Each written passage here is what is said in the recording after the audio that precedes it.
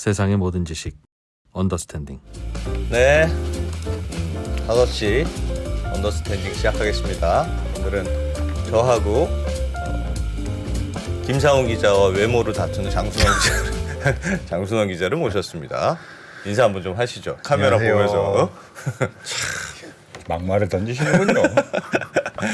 저희가 오늘 시작하기 전에 축하할 일이 있습니다. 뭔지 아십니까? 뭐예요? 언더스탠딩이 처음으로 광고주를 섭외해서 저희 지난번에 나왔던 기억 이음 미음이라고 김 회사 있잖아요. 네. 김 회사가 앞으로 저희한테 광고를 하기로 했습니다. 많이 합니까? 이거 좀 빵빠레 좀 해주세요. 빵빠레. 예. 예. 그래서 이거 편집본에는 아마 오른쪽에 그 마케팅에 갈 텐데 기억 이음 미음 사이트에서 제품을 3만 원 이상 구매하면 그 배송 메모 있잖아요. 네. 문 앞에 놔주세요. 뭐 두드려 주세요 하는 그 배송 메모에 언더스탠딩이라고 적어주면 사은품을 준답니다. 할인 안 해줍니까? 할인은 안 해준답니다. 한다니까. 네. 기억 이음 미음. 네. 앞으로 언더스탠딩과 기억 이음 미음은 아주 오랫동안 같이 갈 겁니다. 네.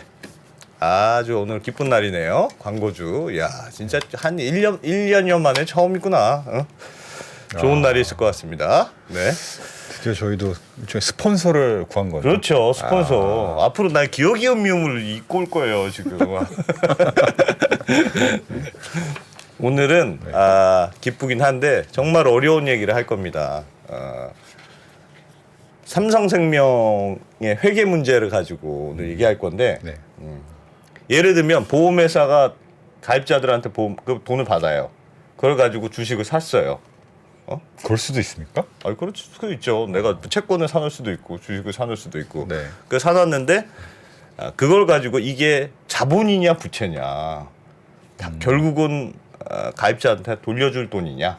네. 아니면 내가 그냥 쭉 갖고 있으니까 네. 이거는 사실상 자본에 가까운 거 아니냐. 이런 논란이 있습니다. 무슨 말인지 모르겠죠. 모르겠어요. 그래서 오늘 이 어려운 문제를 김수헌 편집장님을 모시고 한번 배워보도록 하겠습니다. 오늘은 진짜 솔직히 좀 어렵고 재미가 없어서 김수헌 편집장이야 아니면 이걸 뭐 얘기해 주실 분이 없습니다. 그렇죠. 그래서 오늘은 무슨 말인지 이해를 하는 게 목적이 될 것 같습니다. 네, 잠시 후에 김수헌 편집장님 모시고 아주 어려운 이야기, 삼성생명의 회계 이야기를 들어보겠습니다. 네. 정정사항이 있습니다. 광고 그 김 회사 이름이 김 그 브랜드 이름 기억 이음 미음이 아니고 기억 이 미음이다. 우리 PD님이 바로 너희는 광고 첫날부터 끊기겠다 지적을 해주셨습니다. 죄송합니다 광고주님. 기억 이 미음 많이 3만 원 이상 구매하면 배송 메모에 언더스탠딩 적어주시면 뭐 사은품 보내주신다니까 많이들 구매해 주십시오. 자, 김수헌 편집장님 모시겠습니다. 코리아 모니터 김수헌 편집장님 어서 오세요. 네, 안녕하십니까. 네, 오늘 왜 이렇게 어려운 거 갖고 오셨어요? 아니 이걸 우리 잔프로가 네, 지금 시청자분들이 이렇게 들어와 있잖아요. 예, 자꾸 어렵다 하면 중간에 나간단 말이에요. 나가버려. 자, 전혀 어렵지 않아요. 예. 네. 사실은 어려운 건데 네. 최대한 쉽게, 최대한 간단하게 될 수 있으면 직관적으로 가만히 들어도 머리에 꽂히게끔 말씀을 드릴 테니까 그렇게 이야기를 해야지. 자꾸 오늘 너무너무 어려운 이야기입니다. 그러면 이거 채널 돌아간다는 거예요. 알겠습니다. 죄송합니다. 네. 자, 뭐부터 이제 알아야 됩니까? 그 삼성생명 회계 문제는. 이거죠. 이제 우리 안프로 보험 가입도 굉장히 많이 돼 있잖아요. 네, 많이는 안 돼 있습니다만, 네. 이제 안프로는 잘 모르는데 네. 그 와이프인 하수정 기자가 많이 가입을 해놨을 겁니다. 안프로 그 종신보험이나 사망보험으로 해서 예. 이렇게 수혜자를 우리 하수정 기자로 해서 해놨을 거예요. 네. 이 보험이 지금은 찾아보기 어렵습니다. 그 옛날에 유배당 보험이라는 게 있습니다. 유배당 보험. 배당을 해주는 보험. 그렇죠. 그러니까 이제 그 계약자들한테서 보험금을 받아가지고 예. 이렇게 투자를 해서 자산 운용을 하잖아요. 네. 그러면 거기서 이제 운용 수익이 생기잖아요. 예. 그 운용 수익을 보험 계약자들한테 일정 부분 나눠주는 겁니다. 네. 그래서 이제 유배당 계약이라고 하죠. 물론 보험료는 조금 비쌉니다. 네. 보험료는 조금 비싸지만 자산 운용의 그 수익을 보험사하고 같이 쉐어할 수 있는 그런 권리가 있기 때문에 그런 유배당 보험 계약을 굉장히 많이 팔았습니다. 예. 그래서 아마 1980년 그 무렵 또는 그 이전에는 거의 대부분이 유배당 보험이라고 할 정도로 대형 보험사들은 유배당 보험을 많이 팔았어요. 예. 그러면 예를 들어서 한 1980년 무렵에 삼성생명이 그 유배당 보험을 굉장히 많이 팔았단 말이에요. 예. 그때 삼성생명이 산 주식이 삼성전자 주식입니다. 1980년대. 네, 네. 80년이나 뭐 제 기억으로는 80년이나 약간 그 이전 하여튼 그 언저리에 그때 샀던 삼성전자 주식의 가치가 한 5천억 정도 되는데 네. 지금 현재 지분율로는 8.5% 정도 되죠. 예. 와우. 그게 지금 한 31조 가치가 됐습니다. 이야. 요즘 삼성전자 주식이 뭐 6만 2천 원, 지금 6만 원 넘어갔잖아요. 예. 그래서 한 6만 원 정도 기준으로 계산하면 네. 5천억 원어치 그 삼성전자 주식이 31조 원이 돼 있죠. 와. 그때는 삼성전자 주가가 한 1,000원쯤 할 때 아니었습니까? 1,000원에서 아마 2,000원 사이였을 겁니다. 제 어. 기억에. 뭐 네. 1,500원도 안 됐을 겁니다. 아마.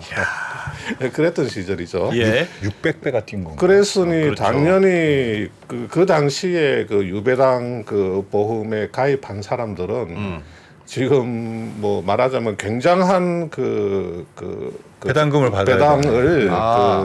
왜냐면 삼성전자 그 주가가 많이 올랐으니까 그렇죠. 네. 내가 그 준 투자 보험 차익 중에서 유배당 계약자 분을 받았어야 되는데 네.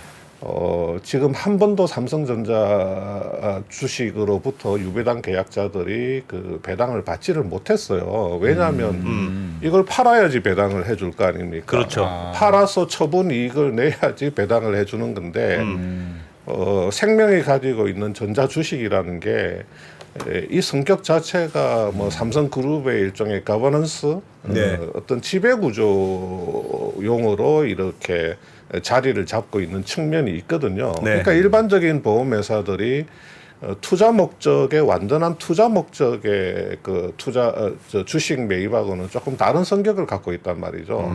그래서 삼성생명이 2010년인가요? 자, 요즘 뭐 기억력이 흐려져 가지고 제가 총기가 많이 떨어졌습니다. 네. 2010년쯤에 그 상장을 할 때 그때 한번 큰 이슈가 됐습니다. 네.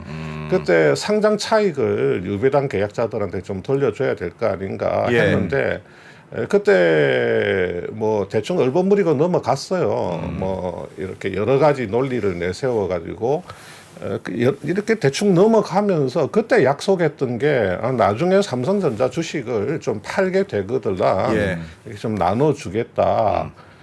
그 이렇게 약속을 한 겁니다. 얼마를 나눠주겠다고 약속이 돼 있는 게 있습니까? 거기까지는 정확하게 모르겠어요. 이게 이제 보험 회계라는 게 굉장히 조금 어렵거든요. 사실은 네. 예. 어렵습니다. 그래서 저같이 그냥 일반 재무 회계 쪽을 이렇게 오랫동안 공부한 사람들도 보험 회계 이렇게 보면 야 이거 좀 쉽지가 않다는 생각이 들고 또 내년부터는 보험 회계가 또 바뀝니다. 신보험 회계가 또 그 적용이 되거든요. 예. 그러니까 IFRS 17이라고 제가 볼 때 IFRS 17은 저 같은 사람이 볼 때는 거의 막 혁명적인 그 방식 같은데 어쨌든 간에 새로운 또 회계 기준이 도입되고 지금 굉장히 이제 새로운 그 한 달이면 바로 한 달 뒤면 새로운 회계 기준이 도입되잖아요. 예. 이런 와중에 지금 삼성생명이 유배당 계약자들한테 돌려줘야 될 그 투자 차익 그 배당을 지금까지 부채로 잡아놨던 거죠. 이렇게 돌려줘야 되는 거니까. 네. 그걸 그 내년에 그 신보험 회계 기준 그 IFRS 17 그 적용을 계기로 해서 부채가 아니라 이렇게 자본으로 이렇게 이전을 시키려고 합니다. 그 돈이 지금 회계장부상으로는 한 6조 정도 돼요. 그러니까 6조 원의 부채, 계약자 몫으로 돌려줘야 될 6조 원의 부채를 네. 자본으로 이렇게 이전을 시키려고 하는 거죠. 그래서 금융감독원에 이렇게 회계 처리를 해도 되겠습니까? 하는 유권 해석을 지금 의뢰를 해놓은 상황입니다. 그래서 여기에 얽힌 이야기를 우리 시청자분들이 너무너무 쉽게 이렇게 이해하실 수 있도록 네.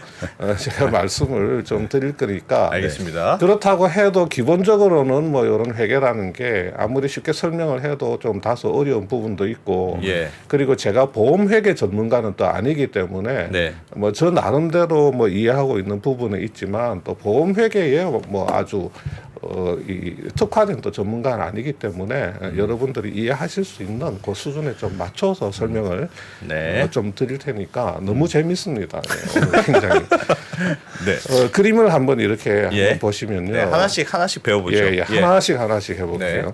자, 요게 삼성 그룹의 거버넌스의 가장 그 골격이 되는 구조입니다. 네. 보시면 이재용 회장이 물산을 지배하고 물산이 생명 지배하고 생명이 이 전자 지분을 8.51% 갖고 있는 이런 구조로 돼 있죠. 예. 요 골격에서 이제 우리가 조금 더 더해 본다면 뭐 이재용 회장이 또 생명을 직접 지배하고 있는 지분도 좀 있고요.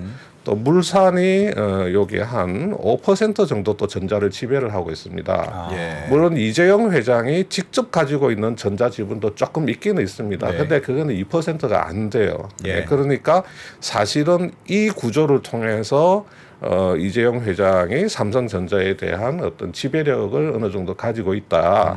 예, 그렇게 이해를 해도 되죠. 근데 이제 저기서 8.5% 생명이 전자를 가지고 있는 지분이 네. 보험 가입자한테 받은 돈으로 산 그렇습니다. 전 지분이다. 바로 그겁니다. 예. 알겠어요. 그래서 자, 그럼 자기 게 아니죠. 사실은.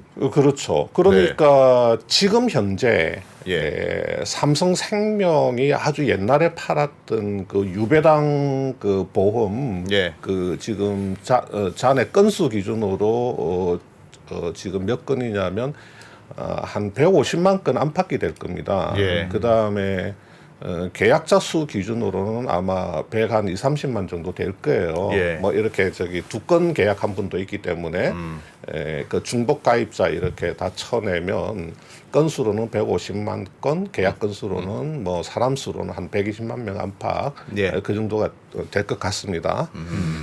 자, 그다음에 이제 여기 화면을 한번 또 보시면요. 여기까지는 알겠어요. 네. 여기까지 이해하기 쉽네요. 예. 네. 갈수록 더 쉬워집니다. 그래서 이제 예. 이 지금 현재 국회에 네. 이거부터 먼저 알아야 됩니다. 보험업법 개정안이 계류가 돼 있습니다. 예. 국회에서 논의가 되고 있는데 이걸 우리가 삼성생명법이라고 부릅니다. 왜냐하면 예. 이 법안이 적용되는 유일한 보험회사가 삼성생명이에요. 다른 보험회사는 해당이 적용이 안 돼요. 되지 않습니다. 그러니까 보험업법이 뭔지부터 배워야 네. 되겠네요. 예. 자, 지금 삼성생명이 보유한 전자 주식 가치가 시가로는 아까 31조라 그랬죠. 예. 취득 원가 기준으로는 이게 아마 80년쯤에 취득을 했다고 보면 한 5,400억 정도 됩니다. 예. 와. 자, 현행 보험업법은 자, 보험사가 계열회사 채권이나 주식에 투자할 수 있는 한도로 총 자산의 3% 이내로 이렇게 제한을 해놨습니다. 예. 그러면 생명 총 자산이 280조니까 3%를 곱하면 8.4조 원어치밖에 못 가지는 겁니다. 예. 그러니까 보험회사가 보험 가입자들 돈 받아서 너무 한 곳에 몰아서 몰빵 투자를 하지 못하게 한 거죠. 말고 특히 계열사 주식, 또 계열사 뭐 채권이나 이런 거. 그건 너희 돈 아니니까 나눠서 그렇죠. 투자해놔라. 그런 예. 의미로 3% 룰이 그렇죠. 생긴 예, 거죠. 그렇습니다. 근데 지금 31조나 갖고 있다고 하셨잖아요. 저기 삼성전자 주식 가치가 31조가 됐죠. 예. 예. 그러니까 이제 지금 장순원 기자도 이거 그러면 8.4조가 한도인데 지금 31조나 갖고 있으면 이거 오버한 거 아니냐. 네. 근데 이제 여기 이제 화면에서 보시는 것처럼 보험업 감독 규정에서 주식이나 채권 가치 평가의 기준을 취득 원가로 해놨습니다. 그러니까 5,400억 원이 기준인 거죠. 그러니까 8.4조 원어치는 가져도 되는데 예. 취득 원가 기준으로는 5,400억 원밖에 안 되니까 널널한 겁니다. 아주 널널한 거죠. 이게 만약에 시가 평가로 한다 그러면 예. 31조 원에서 이 한도인 8.4조 원을 빼면 22.6조밖에 못 가지는 뺀 요 차액인 22.6조는 팔아야 되는 겁니다. 그러네요. 한도인 8.4조밖에 가지지 예. 못하니까. 예. 그래서 지금 그 민주당 뭐 아주 옛날부터 뭐 박용진 의원이 이 주장을 많이 했었고 최근에 이제 이용호 의원도 보험업법 개정안을 지금 보험업법 개정안이 제 기억으로는 한 10년도 더 된 것 같습니다. 지금. 이게 국회에 올라갔다가 논의가 안 되고 폐기됐다가 다시 제기되고 이래서 2014년인가 그때 이종걸 의원인가 아마 처음에 발의했었던 것 같은데. 그렇죠. 이종걸 의원도 그때 발의를 했었고 그 전에도 사실은 발의가 됐었고요. 지금 이 주식 채권 가치 평가 기준을 시가로 하자는 겁니다. 네.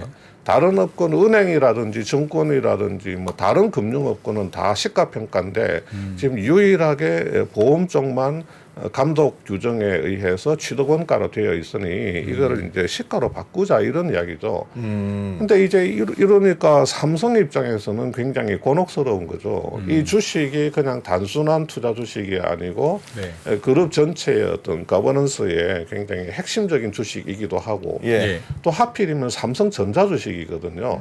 또 이 삼성전자 주식이라는 게 뭐 또 어마어마하지 않습니까? 그렇죠. 어마어마하고 이거를 20조 넘는 것을 이제 물론 한 방에 파는 건 아니죠. 예. 예컨대 뭐 5년이면 5년, 7년이면 7년, 뭐 연간 몇 %씩 순차적으로 팔게는 돼 있기는 하지만 뭐 그럼에도 불구하고 22.6조의 물량이 수년간에 걸쳐서 시장에 나온다는 그 압박감만으로도 굉장히 또 영향이 있을 수가 있습니다. 편집장님 궁금한 게 있습니다. 그 지금 말씀하셨듯이 그냥 듣기에는 상식적으로 생각하기에는 저 갖고 있는 자산이 나눠져 있으면 예.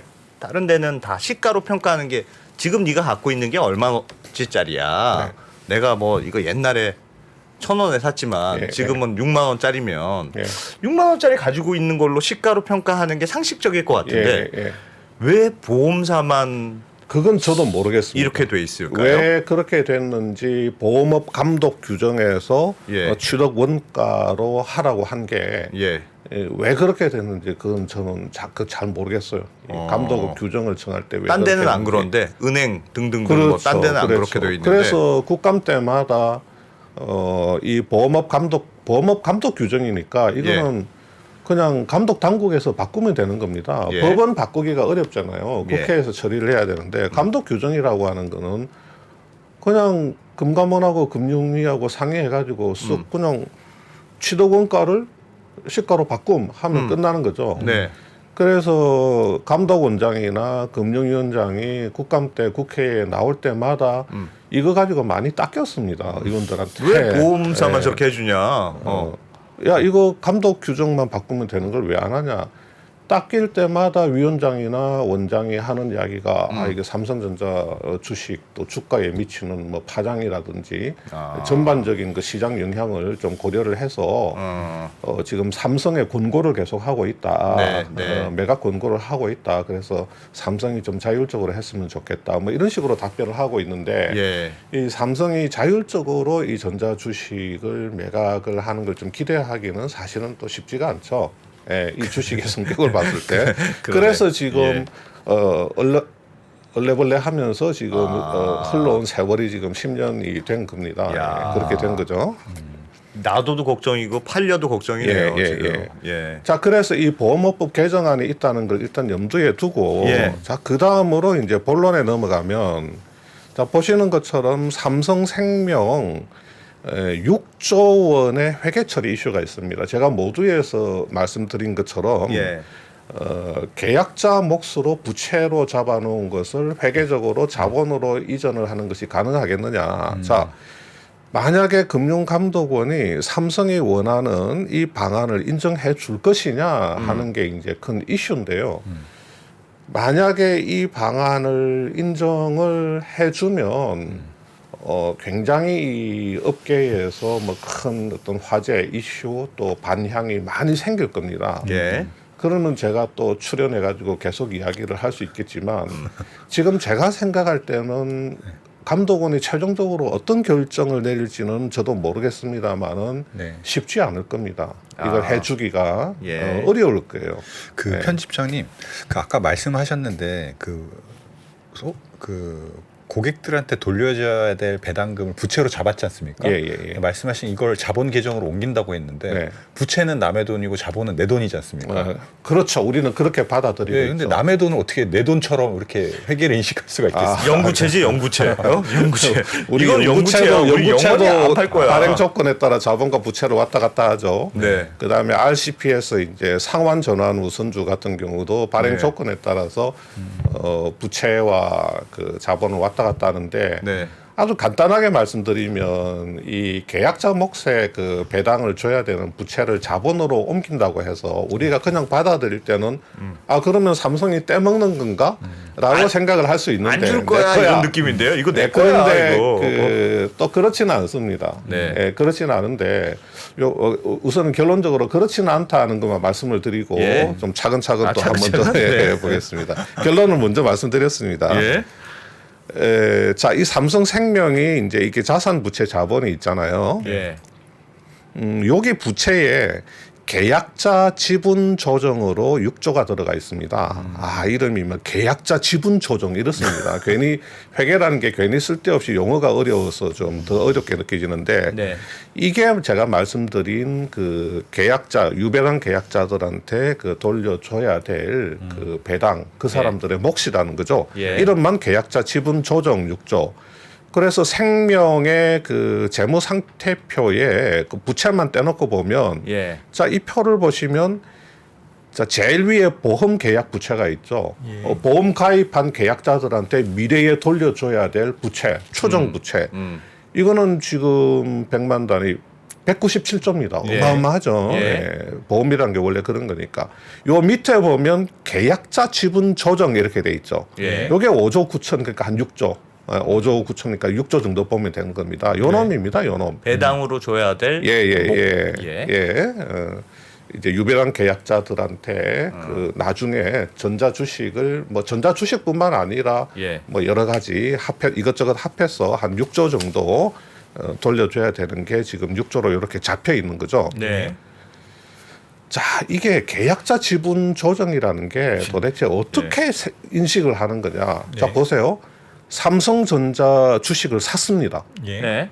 그거는 이제 삼성생명의 자산이죠. 예. 주식을 산 거예요. 만 원에 샀어요. 네. 근데 이게 5만 원이 됐어요. 예. 그러면 평가 차익이 얼마 생겼습니까? 4만 원. 4만 원 투자 차익이 4만 원 생긴 겁니다. 네. 그러면 4만 원 중에 예를 든 겁니다. 네. 30%인 12,000원은 부채에 넣어.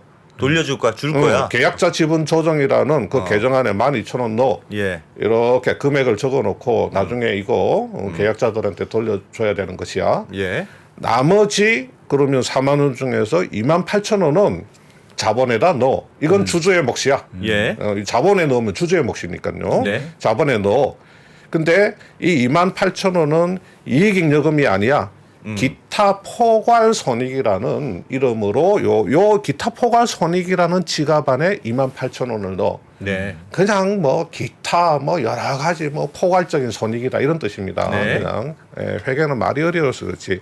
그냥 기타 두루두루 뭐 포괄적으로 뭐 얻어낸 그런 이익이다. 뭐 손실이나 이익이다 해가지고 이익잉여금이 아니라 기타 포괄 손익 자본 안에 여기다 이렇게 넣는 겁니다. 알겠습니다. 여기 알겠죠? 쉽습니다. 그럼 계약자 네. 지분 조정에 이게 어떻게 되는 거예요? 이게 쌓이고 해가지고 지금 오르내리면 있겠죠. 삼성전자 주가가 떨어지면 계약자 지분 조정 부채가 낮아지겠죠. 그렇겠죠. 네. 또 주가가 오르면 올라가겠죠. 예.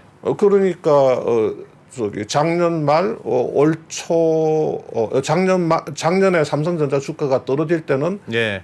계약자 지분 부채 조정이 좀 줄었다가 아. 최근에 주가가 오르면 이제 조금 올라가. 지금 이게 반기 말 기준으로 6조거든요. 예. 아마 3분기 말 기준으로는 좀 더 늘었을 겁니다. 그 주가가 좀 올랐으니까. 예. 제가 3분기 자료를 미처 찾지 못하고 그냥 왔는데 예. 좀 더 늘었겠죠. 자, 이런 겁니다. 계약자 지분 조정이라는 게. 주가에 어려운 따라서 그렇습니다. 시가를 예, 반영하니까 전혀 어려운 게 아닙니다. 네. 자, 이런 건데 그러면 우리가 손익계산서를 이렇게 보면요. 예. 이렇게 뭐 수익 비용 쭉 내려오다가 우리는 여기 단기 순이익까지만 보게 됩니다. 여기 단기 순이익. 회사가 얼마나 순이익을 냈나? 기타 포괄 손익이라는 것은 여기 단기 순이익 요 밑에 있는 겁니다. 예.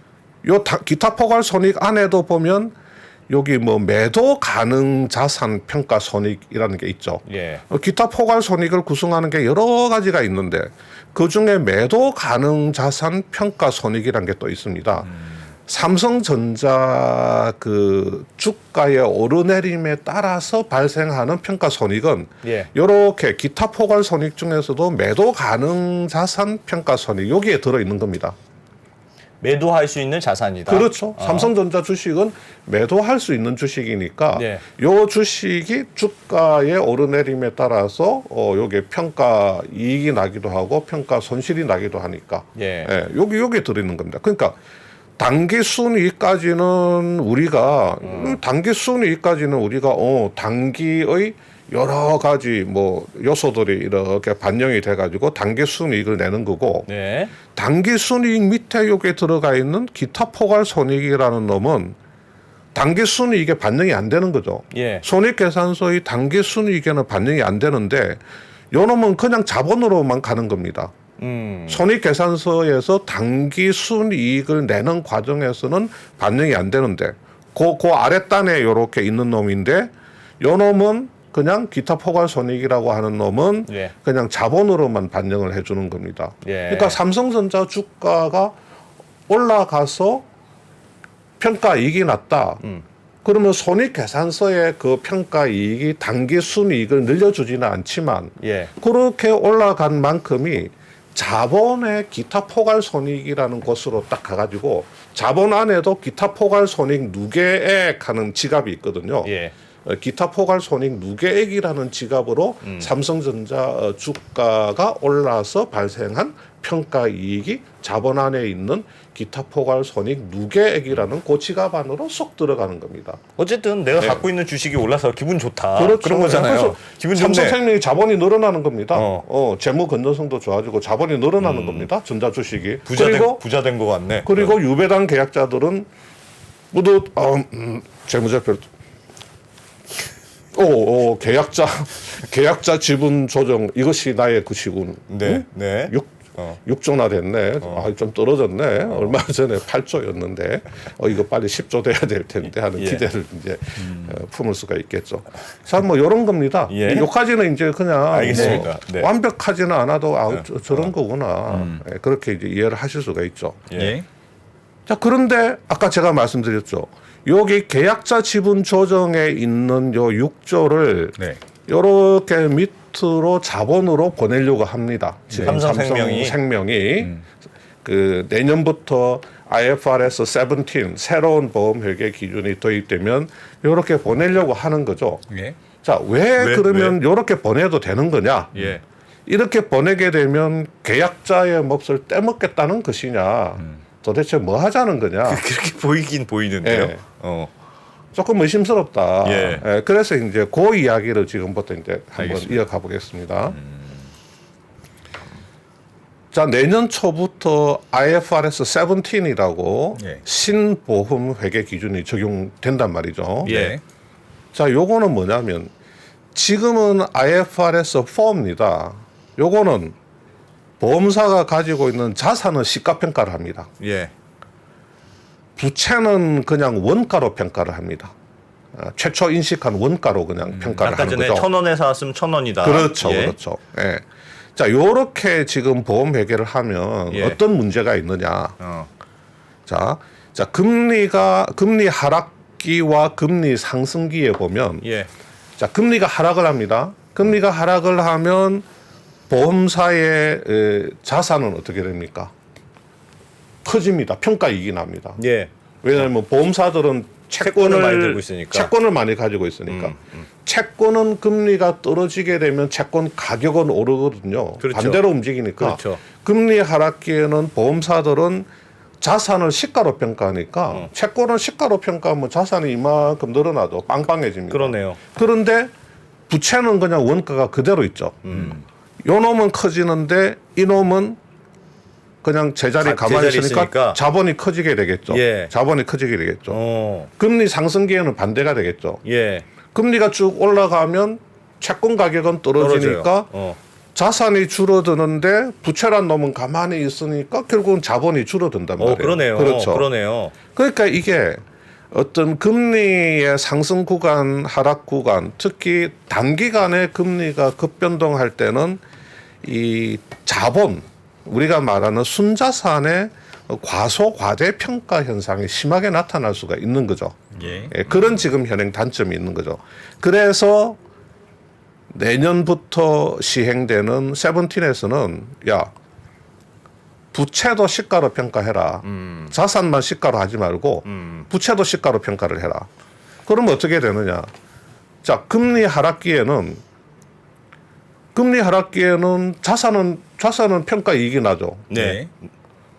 부채에서는 어떻습니까? 부채에서는 평가 손실이 나는 거예요. 그렇죠. 어. 자, 미래 부채라는 것은 이제 미래의 보험 계약자들한테 줘야 될 부채인데 돈인데. 예. 이 금리라고 하는 것은 우리가 빚을 지고 있는 입장에서는 할인율이거든요. 미래에 내가 1억 원을 줘야 되는데 지금 현재 금리 할인율이 낮으면 미래의 빚의 현재 가치 자체는 어떻게 돼요? 커진단 말이에요. 높아지죠. 예. 현재 가치 커져 버려요. 예. 그러니까 금리가 떨어지게 되면 자산은 커지지만 보험 계약자 부채에서 이렇게 평가 손실이 나니까 이게 이제 어느 정도 샘샘이 효과가 나타나 가지고 자본의 변동성이 이렇게 감소하게 되는 겁니다. 두 개가 같이 움직인다는 그렇죠, 뜻이죠. 그렇죠. 이게 한 놈은 커지고 한 놈은 이렇게 해가지고 요게 그 자본의 변동성 그렇죠. 감소를 이제 시키게 되는 아니 거죠. 내가 예를 들면 계약자한테 3%를 주기로 약속했는데 실제로 금리가 2%대로 떨어졌어. 그러면 내가 줘야 될 돈이 많으니까 예, 부채가 늘어나는 거고 뭐 그런 거 아닙니까? 아니면 금리가 높아지면 내가 가지고 있는데 금리가 높으니까 예. 내가 3% 주기로 약속했는데 시중 금리가 5%가 됐어. 그럼 2%나 내가 그냥 먹고 그렇죠. 맞습니다. 그냥 3%만 주면 되겠네. 그렇죠. 줘야 될 줄 줄어드네. 이런 의미잖아요. 예. 맞아요. 그러니까 여기 이제 그림에서 보시는 것처럼 금리 상승기에는 반대 현상이 나타난단 말이에요. 네.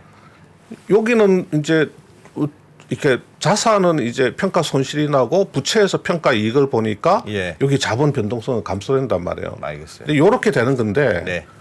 그러니까 내년부터 세븐틴을 가게 되면 보험회사들은 이게 자본의 변동성이 줄어드는구나. 그거는 좋아요. 근데 뭐가 문제냐?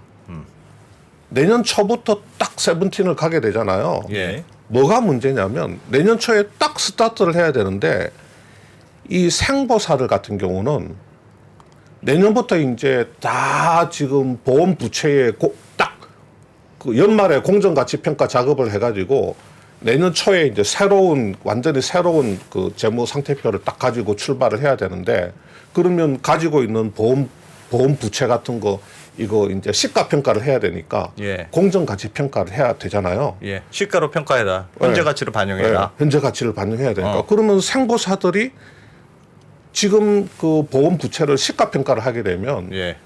내년 초에 이 자본이 대체적으로 줄어드는 걸로 나타나요. 지금 현재 IFRS 4보다도 내년에 세븐틴이 딱 내년 1월 1일 날 딱 0시에 이제 새로운 재무제표가 딱 시작되면 옛날에 그 고금리로 고금리 계약 부채들이 좀 많이 있을 거 아닙니까? 예.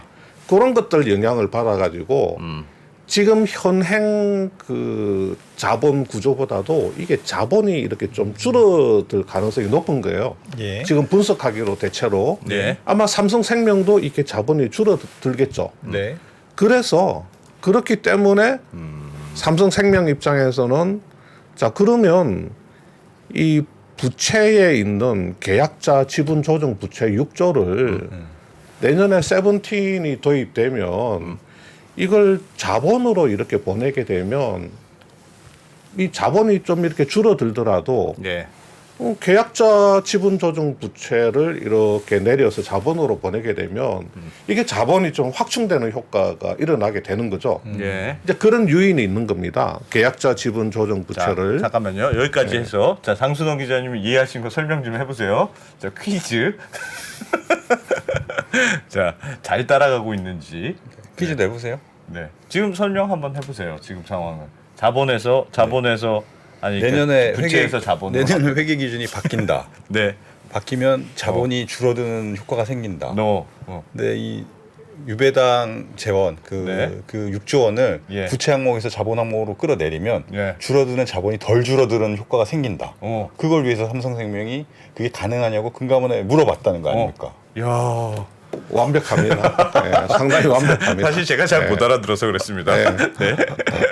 예. 자 그러면 예. 자 여기까지 장선훈 기자는 굉장히 정확하게 와, 이해를 하고 계시고. 훌륭한 학생이네. 근데. 자 이제 여기 이제 그림을 한번 이렇게 더 보시면 와, 여기 진짜 무서운 자리였군요. 예, 그림을 이렇게 한번 더 보시면 여기 이제 삼성전자 주식을 이렇게 가지고 있잖아요. 예. 지금 현재 기준에서는 이 삼성전자 주식이라고 하는 거는 예. 매도 가능 증권입니다. 매도할 수 있는 주식이라는 거죠. 네. 그냥 쉽게 매도가 가능한 주식이다. 네. 그래서 이 시세 변동분을 뭐라 그랬죠? 아까 단기의 손익에 넣지 않고 이렇게 기타 포괄 손익으로 해서 네. 자본 항목 안에 기타 포괄 손익 누계액이라고 하는 그 계정에다가 쏙 집어넣는다. 그러니까 지금 이 삼성전자 주식은 생명은 현재로서는 단기 매매하는 증권도 아니고 뭐 단기에 뭐 그냥 뭐 이렇게 샀다 팔았다 할 것도 아니고 예. 주식이니까 만기라는 게 없으니까 채권도 아니니까 만기까지 보유할 것도 아니고 단기 매매도 아니고 만기 보유도 아니니까 그냥 매도할 수 있다. 그냥 장기 투자 목적으로 갖고 예. 있는데 단기에 뭐 까불랑까불랑 샀다 팔았다 할 게 아니고 장기적으로 갖고 있는 거고 뭐 장기적으로 갖고 있으면서 뭐 또 팔아서 이제 주 차익을 실현할 수도 있고 예. 그래서 요게 이제 시가 변동 전자주식 시가 변동을 기타 포괄 손익으로 해가지고 그냥 자본에다가 반영을 해놨는데 반영을 해놨단 말이에요.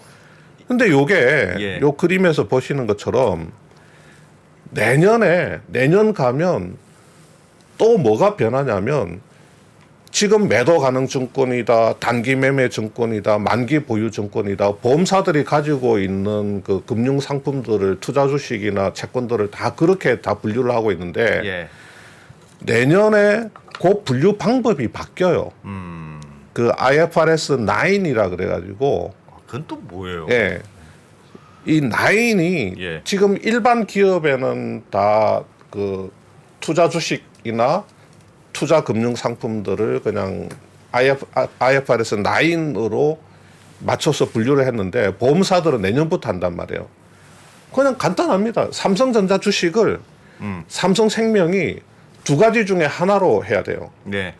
요 시세 변동분을 그냥 손익계산서 단기의 손익으로 집어넣을래? 아니면 시세 변동분을 지금까지 하는 것처럼 그냥 기타 포괄 손익 이렇게 해가지고 시세 변동분을 그냥 지금까지 하듯이 자본 안에 기타 포괄 손익 누계액이라는 그 지갑에다가 요 평가 손익을 집어넣을래? 그게 뭐 왜 중요합니까? 그렇게 달라지는 게? 단기에 손익에 넣으면 손익에 영향을 주는 거죠. 손익 예. 계산서에. 이익이 늘어나거나 삼성전자의 주가 변동에 따라서 예. 삼성생명이 뭐 1분기에 이익을 얼마 냈다. 손실을 얼마 입었다. 그러니까 삼성전자 주가 변동이 생명의 손익계산서 단기 순이익에 영향을 바로 주게 되고 예. 이 기타 포괄 손익으로 반영한다는 것은 단기 손익에는 안 넣는다. 삼성전자 주가가 아무리 출렁거려도 손익계산서의 단기 손익에는 안 넣고 자본 항목에 반영은 하되 그냥 자본 항목에 기타 포괄 손익 누계액에다가 반영을 해가지고 자본이 증가하고 자본이 감소하는 거는 영향을 받는데 이익이 늘어났다 그렇죠. 줄었다는 뭐 이익이 아니고. 늘었다 줄었다 하는 데는 영향을 안 그러니까 미치고. 삼성생명 입장에서는 예. 우리가 뭐 전자 주식에서 뭐 전자 주식 시세 변동을 막 그때 막 손익계산서 단기 손익에다가 막 반영을 해가지고 이익 냈다 아니면 뭐 손실 봤다 이거는 좀 아니다. 우리가 장기적으로 뭐 투자하는 주식인데 예. 그 뭐 매 분기 결산 때마다 뭐 이렇게 주가 가지고 막 이익 냈다 손실 봤다 이거는 좀 아니지 않느냐. 그러니까 당연히 기타 포괄 손익 그 주식으로 분류를 하겠죠. 자본으로만 하겠다. 네, 자본으로만 하려고 예, 하겠죠. 예. 예. 그렇게 할 수밖에 없고. 아. 예. 그런데 한 가지 특이한 게 뭐냐면 예. 여기 보시는 것처럼 삼성생명이 올 3월 달에부터 이 전자 주식을 과거에는 투자 목적 주식이다라고 분류를 했다가 네. 올 3월 달에 경영 참여 목적의 보유 주식이다. 이렇게 바꿉니다. 오. 자, 2010년 뭐 상장하고 나서 지금까지 계속해서 삼성생명 주식은 우리가 투자 목적의 주식이다. 예. 그러니까 어떤 투자 차익을 바라보고 갖고 있는 거라고 했다가 예. 어떤 경영 참여 목적이라 그러면 이제 거버넌스 상의 주식이라는 거죠. 네. 그래서 우리가 가지고 있는 전자 주식은 경영 참여 목적이다. 이렇게 이제 여기 그림에서 보는 것처럼 이렇게 이제 요거 보유 목적을 이렇게 바꿉니다. 그리고 예. 말씀하십시오. 그렇게 하고 우리는 삼성전자 주식을 매각할 의사가 없다. 현재로서는 그 의사가 없다. 그래서 삼성전자 지분을 우리가 처분을 하면 미래의 처분에 따른 현금 흐름이 생길 텐데 우리는 매각할 의사가 없기 때문에 삼성전자 지분에서 미래의 그 처분 현금 흐름이 생기지 않는데 우리가 이걸 좀 부채로 잡아 놓는 거는 좀 안 맞지 않느냐. 그러니까 우리가 단기의 손익에도 반영하는 것도 아니고 또 우리가 이 주식을 매각을 할 의사도 없는 상황이기 때문에 이 주식을 계약자 그 지분 조정이라는 부채로 잡아놓기보다는 이걸 새로운 그 세븐틴 그 회계 그 방식하고 예. 그 다음에 좀 전에 말씀드린 IFRS 9 이제 시세 변동을 기타 포괄 손익으로 이렇게 반영하는 요런 이제 IFRS 9과 IFRS 17을 이렇게 종합을 하게 되면 요걸 우리가 좀 자본으로 보내도 되지 않겠는가? 질문이 있습니다. 네. 그러면 그러니까 예를 들면 그냥 삼성생명이 가지고 있는 돈으로 내가 채권을 삼성전자 주식을 많이 샀어요. 네. 근데 그게 이제 너무 시세에 따라서 변동이 많이 되니까 이거는 부채라고 하지 말고 자본에 그냥 자본에다 넣겠습니다. 그냥 이거는 이익에 반영되는 게 아닙니다. 그렇게 할 수는 있을 것 같아요. 근데 지금 이거 삼성생명의 문제는 이 유배당 상품. 그러니까 내가 받은 돈으로 투자를 해서 이익이 나오면 배당을 돌려주기로 약속하고 받은 돈이잖아요. 그렇죠. 그러면 그 돈으로 삼성전자 주식을 샀는데 그렇죠. 나는 이거를 안 팔 겁니다. 이거는 경영 참여용 주식입니다. 라고 해도 괜찮습니까? 그게 자, 본질적으로 좀 거기서 이제 뭐 대개 사람들이 이제 아까 말씀드린 것처럼 그럼 떼먹는다는 거네. 아니 부채에 딱 잡혀 있어야지. 네, 네. 그래야지 누가 봐도 이거 유배당 계약자들한테 돌려주겠다는 건데 예. 이거를 갖다가 우리가 자본 그러면 직거라는 느낌이 있는데 한마디로 그냥 이거구만. 이제 이렇게 이제. 네. 근데 삼성에서 이야기하는 거는 그겁니다. 네. 뭐 그게 틀린 말은 아니에요. 예. 뭐냐면 네. 자 이걸 부채로 넣느냐 자본으로 넣느냐 여기에 대해서 지금까지 삼성이 대외적으로 한 번도 언급을 한 적이 없습니다. 예. 우리가 이걸 부채에서 자본으로 내리려고 합니다라는 부분에 대해서는 이거는 안에 내부적으로 진행하는 거고 감독원하고 해야 되는 문제지 뭐 밖에 대놓고 뭐 이야기를 하고 뭐 애널리스트들한테 질의응답을 받을 사안이 아닌데 이게 마침 뭐 최근에 조금 매체에 이제 살짝 기사화가 됐어요. 예. 기사화가 됐는데 그래서 삼성전자의 삼성생명의 3분기 IR 그 컨퍼런스 콜에서 예. 일부 애널리스트들이 그 질문을 대놓고 안 하고 약간 빙빙빙 돌려서 질문을 했습니다. 이 부분에 대해서. 예.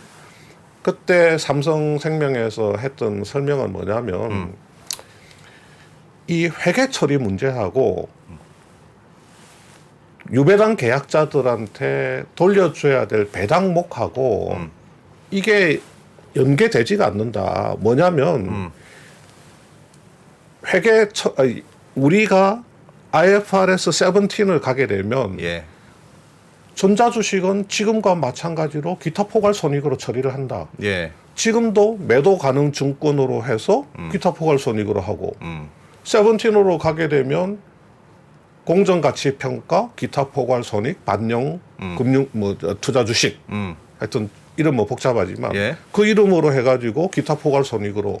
그러니까 삼성전자 주식에 대한 회계 처리 자체는 전혀 변함이 없고 그 평가 손익이 예. 발생되면 그 평가 손익이 자본에 계속 반영이 될 거 아닙니까? 예, 예. 평가 이익이 나면 기타 포괄 손익 누계가 늘어나고 그럼 자본이 늘어나는 효과가 그렇죠. 있죠. 평가 손실이 나면 기타 포괄 손익 누계가 이렇게 줄어들 거고. 예.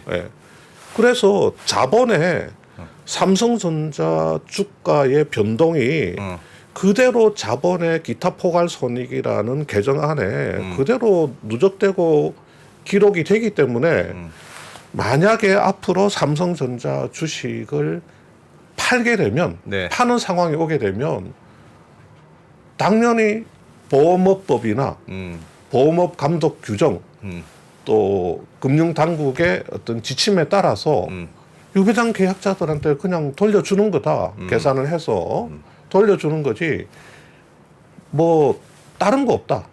이거죠. 그러니까 이 말은 안 했어요. 그러니까 하고 싶은 말, 삼성생명에서 하고 싶은 말은 이걸 겁니다. 제 생각으로는 지금 뭐 언론에 살짝 보도된 대로 우리가 계약자 지분 조정이라는 부채를 예.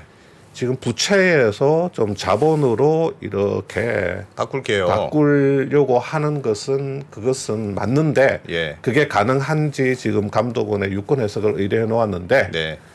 설령 그렇게 간다고 하더라도 유배당 계약자들한테 삼성전자 주식을 그 처분한 이후에 유배당 계약자들의 몫을 돌려주는 거는 이거하고는 상관이 없다. 그냥 돌려줘야 되는 거다. 돌려줘야 되는 거다. 알겠어요. 네. 그러니까 그게 내가 회계 장부에 어떻게 써놓든지 간에 야 안 돌려주려고 그러는 거 아니야. 오빠 믿지? 그렇죠. 이런 거잖아요. 네. 오빠 믿지? 난 무조건 돌려줄 거야. 우리 장난 안 칠 거야. 라고 하는 건데. 그렇죠. 네. 근데 어차피 이게 이 돈이 돌려줄 돈으로 만든 재원인데 돌려줄 그렇죠. 돈으로 만들어진 주식의 투자인데 이거를 돌려줄 돈이지만 사실은 자본으로 생각할게요. 이건 내 돈이라고 생각할게요. 왜? 당장은 안 팔 거니까. 그런 뜻이잖아요. 그렇죠. 그렇게 해도 됩니까? 그러니까 그게 자, 이게 이런 사례들이 많이 있어요? 이게 이런 겁니다. 어. 지금 우리가 이것을 한번 이게 자본으로 좀 전환을 시키려고 하는 그 이유 중에서 우리가 삼성전자 주식을 지금 매각할 의사나 의도가 없기 때문에 네. 의도나 의사가 없기 때문에 지금 조금 어려운데요. 그 이 보험 회계적으로 우리가 매각할 의사나 의도가 확실하게 있다면 얼마를 돌려줘야 되지 하고 추정을 해야 됩니다. 예. 이렇게 추정을 해가지고 어떤 그 최선의 이제 추정을 해가지고 세븐틴에서는 그 추정치를 네. 세븐틴 회계에서는 반영을 해야 되는데 이 전자에서는 우리는 뭐 매각 의사가 없기 때문에 생명에서는 어떤 그 부채로서의 뭐 추정치 같은 거를 그런 거를 계산을 안 하고 그냥 이거를 그 부채 항목에 두지 않고 자본으로 이렇게 끌어내리되 그렇다고 해서 우리가 떼먹을 수 없는 게 법과 감독 규정에 분명히 유배당 계약자 몫을 줘야 된다는 그런 게 너무나 명확하게 명시되어 있기 때문에 그런 법과 감독 규정과 감독원의 지침에 따라서 팔게 되면 그냥 집행을 하는 거다. 빠져나갈 수가 없다. 아니 우리가. 그건 알겠어요. 당연히 계약이 돼 있으니까 배당을 하겠죠. 네. 당연히 팔면. 회계적으로는 불가능한 이야기는 아닙니다. 네. 근데 이 여기에 이제 한 가지 약간은 모순되는 부분이 있어요. 아까 제가 제일 처음에 모두에서 보험업법 개정안을 이야기를 했잖아요. 예. 그거 개정한 이유가 그겁니다. 그러니까 생명에서는 우리는 전자주식 뭐 매각 의사가 없기 때문에 네. 이걸 좀 자본으로 끌어내리는 방안을 유권해서 의뢰해서 하지만 예. 전자주식 매각은 지금 국회에 계류 중인 보험업법 개정안이 어떻게 되느냐에 따라서 달라질 수 있습니다. 그런 가능성을 내포하고 있단 말이에요. 예. 국회에서 보험업법 개정안이 통과돼 가지고 5년이면 5년, 7년이면 7년 네. 법에 따라서 매각을 해야 되는 상황이 됐는데 그 법을 어길 수 있습니까? 못 없죠. 오겠죠. 예. 나는 알죠. 세븐틴에서는 매각 의사가 없다고 했기 때문에 보험업법 개정 통과 여부와 상관없이 매각하지 않겠어. 이렇게는 안 되는 거란 말이에요. 그러니까 지금 현재 삼성생명의 매각 의도가 있건 없건 그것과는 상관없이 외부의 그 법률적 환경에 따라서 이게 바뀔 수 있는 여지가 있는 겁니다. 네. 그러니까 이런 상황에서 그러면 예. 감독원이 어떤 결정을 내릴까요? 근데 그 아까 말씀하셨던 것 중에 그 이게 뭐 회계적으로는 이렇게 처리를 하지만 배당금을 줘야 될 상황이 오면 준다 당연히 아무 문제 없다. 그렇게 말했던 게 삼성생명의 논리라면 지금처럼 만약 법이 바뀌어서 보험업이 바뀌어서 이렇게 회계 처리를 해오다가 보험을 바뀌어서 팔아야 되면 팔아서 다시 그냥 그 돈을 줘도 되는 거지 않습니까? 팔았어? 네. 팔아서 줘야죠. 그렇죠. 네, 그러면 이제 회계 처리는 그 제가 든 생각은 회계 처리는 그렇게 회계 처리하다가 만약 보험업법이 바뀌어서 팔아야 되는 상황이 되면 팔아서 계산해서 주면 되지 부채로 잡아놓았다가 아니 지금처럼 이제 자본으로 바꿔놨다가 지금처럼 자본으로 했다가 네. 예. 그래도 뭐 문제 그러니까 삼성생명의 그런 설명이라면 그렇죠. 네, 뭐 그러니까 문제가 있나? 이 회계 처리 자체가 네. 당연히 삼성생명도 전혀 터무니없는 걸 감독원에 유권 해석을 의뢰해 달라고 하지는 않을 거 아니에요. 예, 그래도 예. 명색이 삼성이니까. 네. 네. 분명히 그 세븐틴하고 나인을 결합을 했을 때 이게 충분히 그 가능하다고 생각을 하기 때문에 예. 이거 그러니까 이제 내년부터 바로 시행에 들어가니까 보험회사들이 이제 이 추정 어떤 재무제표 같은 걸 만들어서 뭐 감독원에 이렇게 제출을 하고 예. 네. 그 과정에서 뭐 감독원이 받아봤을 거 아닙니까? 예. 감독원이 받아봤고 근데 이제 그 과정에서 좀 밖으로 이제 삼성생명이 계약자 지분 조정 계약자 목 부채를 자본으로 바꾸려고 한다. 이거 뭐지? 하면서 일부 이제 전문가들이 야 이렇게 되면 분식회계가 되는데 자본이 그리고- 늘어나는 것처럼 보이잖아요. 게다가. 그리고 또 어느 날 갑자기 그러니까 21년 12월 31일 밤 11시 59분 59초까지는 분명히 계약자 지분 조정 부채가 있었는데 23년 1월 1일 0시부터 그게 뻥 하고 사라지면서 자본이 늘어나. 자본으로 뻥 하고 이제 이렇게 들어가게 되면 네. 이게 순식간에 6조 원이라는 그 부채가 사라지고 지금 자본이 늘어나게 되잖아요. 예. 그러니까 이게 순식간에 계약자 지분 조정 부채가 6조 원이 없어지는 그 부분이 네. 이게 어떤 분식으로 볼 수 있는 의지가 있지 않느냐. 또 안 주겠다는 거야. 그리고 또 그 보험업법 개정안을 발의한 그 어떤 국회의원들 입장에서는 이거 뭐지? 그러면 우리의 보험업법 개정안을 정면으로 지금 반박하고 돌파하겠다는 건가? 이 법안은 전혀 통과될 가능성이 없다고 그렇게 그 삼성이 생각하는 건가? 좀 오만한데? 그런 생각을 하는 거죠. 그렇게 예. 이제 자본이 막 나오니까 삼성도 이 좀 정확하게 우리는 이렇게 해도 되는 걸로 판단을 하는데 괜찮겠습니까? 감독원에서 확실히 좀 확답을 주십시오. 시키는 대로 하겠습니다. 예. 감독원 분위기는 어떻습니까?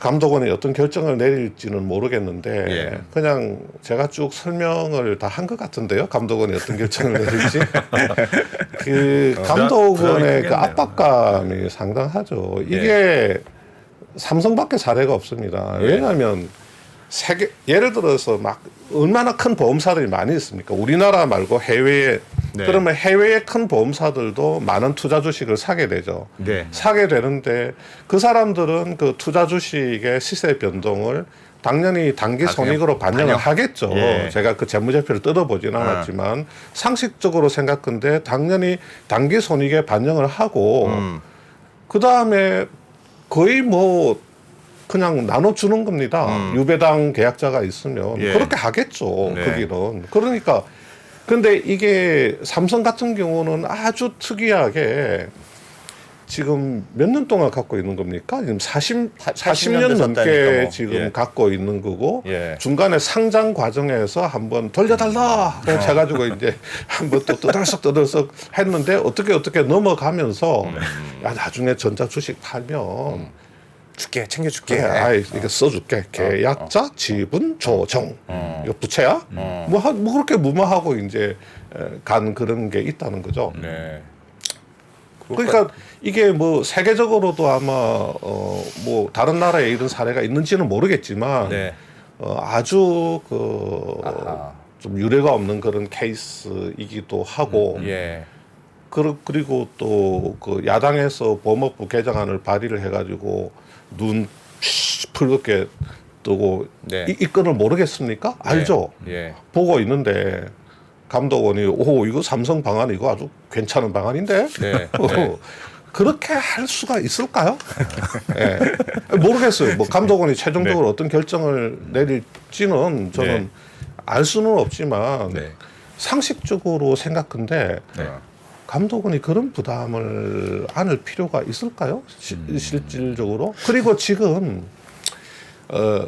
다행스러운 건 예. 금리가 계속 올라가지고 생보사들의 그 아까 말씀드린 대로 자본이 쪼그라드는 게 예. 지금 많이 안 쪼그라들 겁니다. 지금 금리 자체가 지금 많이 올라가고 올라가지고 있으니까. 예. 그 보험 부채 그 공정 평가에서 부채 공정 가치 평가액이 조금 낮아질 낮아지죠. 거예요. 예. 예. 금감원이 하지 마. 그래도 뭐 큰 그게 아닐 수 있다는 말씀이신 거죠. 예, 예. 만약에 예를 들면 삼성생명법이 통과가 됐어요. 그래서 그러면 삼성생명이 가지고 있는 삼성전자 지분을 팔아야 되잖아요. 그렇죠. 그게 파는 게 현실적으로 가능할까요? 누가 그 많은 집 몇십조 원 되는 지분을 시장에 파는 일은 없겠죠? 그걸 또 걱정하시는 뭐 분들이 있던데. 쪼개서 뭐 판다고 하니까 20조를 뭐 7년간 판다고 하면 1년에 예. 한 3조 정도 팔아야 된다는 건데요. 네, 3조씩 계속 내다 팔아요. 좀 부담스럽긴 하죠. 예. 그걸 시장에서 부담스럽긴 소화할 수는 없는 거죠. 그러니까 없겠죠. 시장 설마. 제가 말씀드리는 거는 그 이게 그 장내 매각은 그거는 말도 안 되는 말도 안 거고요. 되는 거고. 예. 예.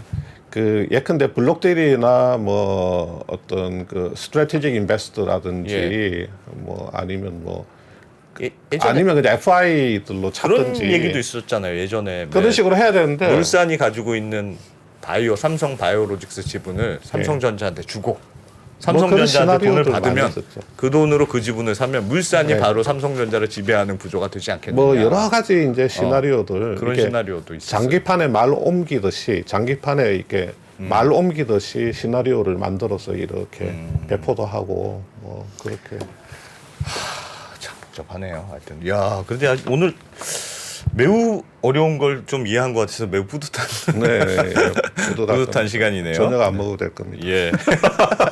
아주 배부른 네. 회계 상식을 배운 것 같습니다. 삼성생명법 이거 관련해서는 저희가 계속 팔로우업 하시나요? 계속 팔로우업하고 그 삼성생명법을 발의한 이용우 의원도 다음 주에 한번 저희가 모시기로 예, 예. 했으니까 조금 더 업데이트된 내용을 또 들어볼 시간이 있을 것 같습니다. 코리아 모니터 김수원 편집장님, 어려운 걸 쉽게 만들어 주시는 마법사와 같은 분, 고맙습니다. 네, 감사합니다. 네. 네, 저희는 7시 45분에 돌아오겠습니다. 그 저희 김 광고주님은 기억 이미음입니다. 3만 원 이상 구매하면 네. 언더스탠딩을 꼭 발신자 거기에 메모란에 배송 메모에 언더스탠딩이라고 꼭 적으라고 하시니까 저도 구매했고 네. 무슨 아. 사은품 주는지 좀 궁금하네요. 아마 그 칩 같은 거 주는 것 같던데요. 그 김칩 과자 같은 거, 예, 안주로 먹을 수 있는 거 그거 준다고 좋습니다. 하니까 많이 구매해 주십시오. 아, 이거 좋네. 우리도 홈쇼핑 같은 거는 해볼까 싶기도 하고. 네. 고맙습니다. 저희 7시 45분에 돌아오겠습니다. 고맙습니다. 달라진 중국, 달라질 중국. 중국이 기침을 하면 한국은 독감에 걸린다. 최근 중국은 지난 10년보다 더 빠르게 변하고 있습니다. 이런 변화를 주도하고 있는 중국 정부. 그들의 계획을 우리는 얼마나 알고 있을까요? 중국의 정책을 제대로 이해하기 위해 만든 언더스탠딩 특강 시리즈 달라진 중국, 달라질 중국. 중국 전문가 이철 박사의 강연으로 만나보시죠. 지금 바로 영상 아래 링크를 확인하세요.